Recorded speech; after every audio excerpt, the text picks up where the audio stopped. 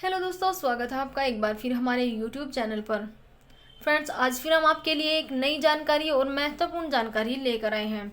सभी यूपी संविदा कर्मियों के लिए बड़ी खुशखबरी लेकर आए हैं। जान लेते हैं कि यूपी संविदा कर्मियों को क्या बड़ी खुशखबरी सरकार द्वारा दी जा रही है। तो फ्रेंड्स, जो भी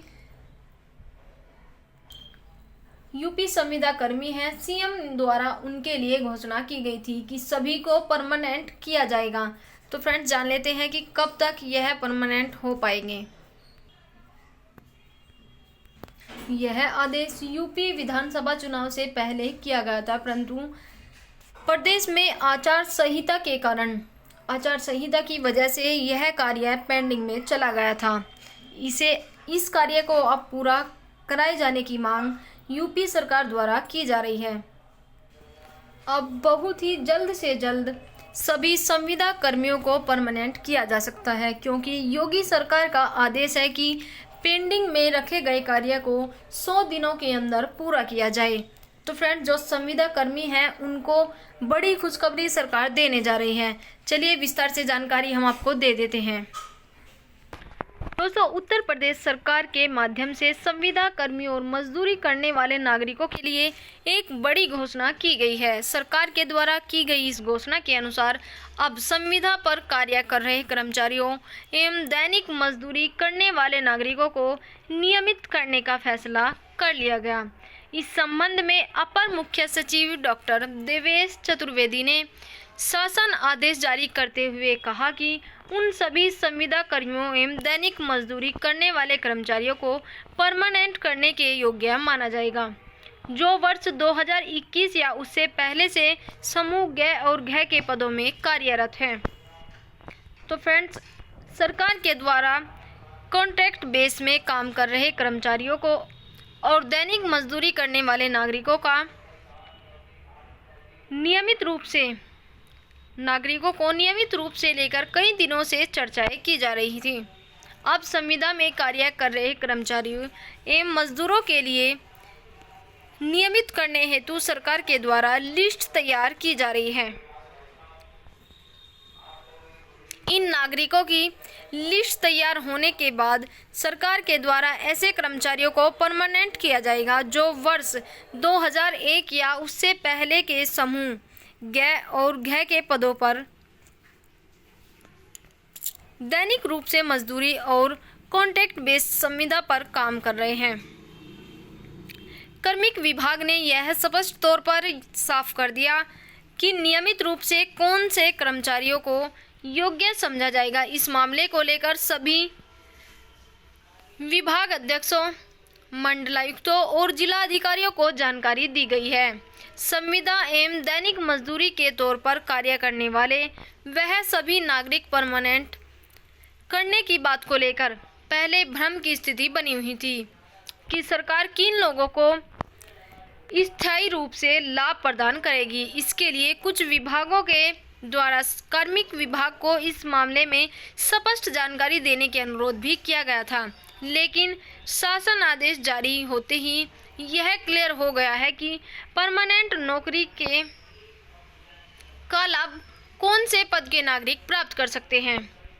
तो फ्रेंड्स, यह अब स्पष्ट हो चुका है कि कौन से पद के नागरिक यह लाभ प्राप्त कर सकते हैं। योगी सरकार के द्वारा यह घोषणा की गई थी कि केवल समूह ग और घ के पदों में कार्यरत कर्मचारियों को नियमित तौर पर तैनात किया जाएगा। वर्ष 2001 के बाद या उससे पहले से जो संविदा कर्मी के रूप में दैनिक मजदूरी के रूप में काम कर रहे हैं, उन सभी व्यक्तियों को स्थायी रूप से पोस्टेड किया जाएगा।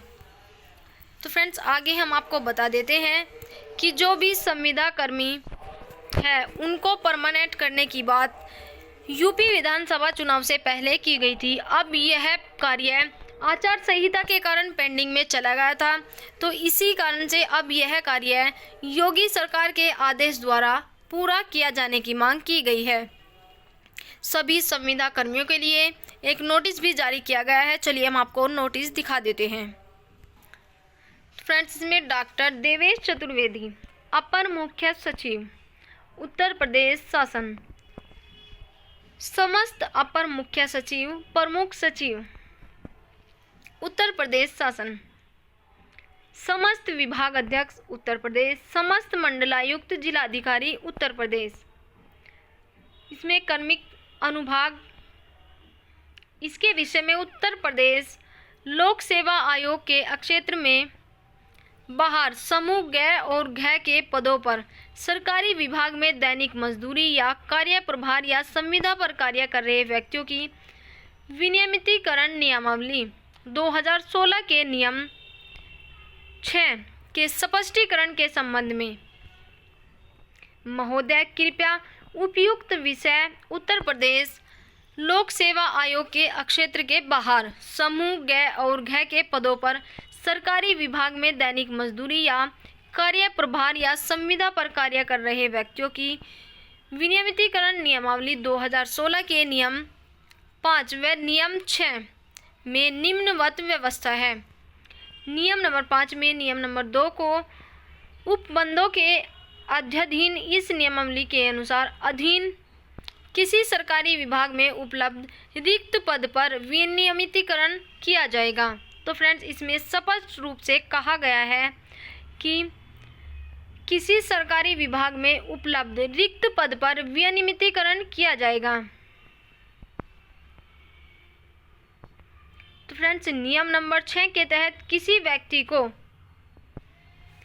जो किसी सरकारी विभाग में 31 दिसंबर 2001 को या उससे भी पहले समूह ग और घ के पद लोक सेवा आयोग के क्षेत्र के बाहर ग और घ के पद पर दैनिक मजदूरी या कार्य प्रभार या संविदा पर सीधे लगा हुआ या नियोजित या अभिनियोजित कार्य कर रहा हो और इस नियमावली के प्रारंभ के दिनांक को उस रूप से लगा हुआ हो या नियोजित या फिर अभिनियोजित कार्य कर रहा हो।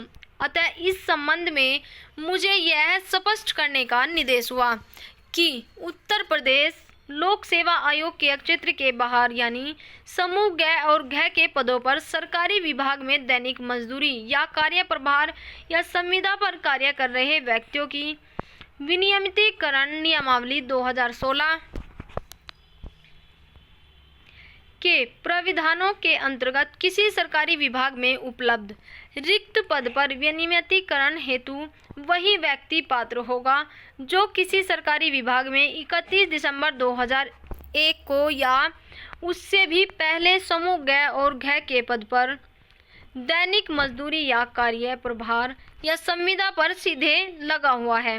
तो फ्रेंड्स, यह सरकार द्वारा कहा गया है। इसके नोटिस में हमने आपको स्पष्ट किया है। या फिर नियोजित या अभिनियोजित या कार्य कर रहा हो और इस नियमावली के प्रारंभ में दिनांक को उस रूप से निरंतर लगा हुआ या नियोजित या अभिनियोजित कार्य कर रहा हो। तो फ्रेंड्स, यह सभी उपयुक्त की प्रतिलिपि निम्नलिखित अनुपालनार्थ एवं आवश्यक कार्य हेतु प्रशासित। इसमें अपर मुख्य सचिव श्री राज्यपाल उत्तर प्रदेश, यह सभी की नियमावली और सभी के नियम अनुसार नाम दिए गए हैं। यह शासनादेश इलेक्ट्रॉनिकल जारी किया गया। इसमें सभी आज्ञा से विजय कुमार संखवार। तो फ्रेंड्स, यह थी विस्तार से जानकारी। ऐसी ही जानकारी प्राप्त करने के लिए हमारे चैनल को सब्सक्राइब कर लें।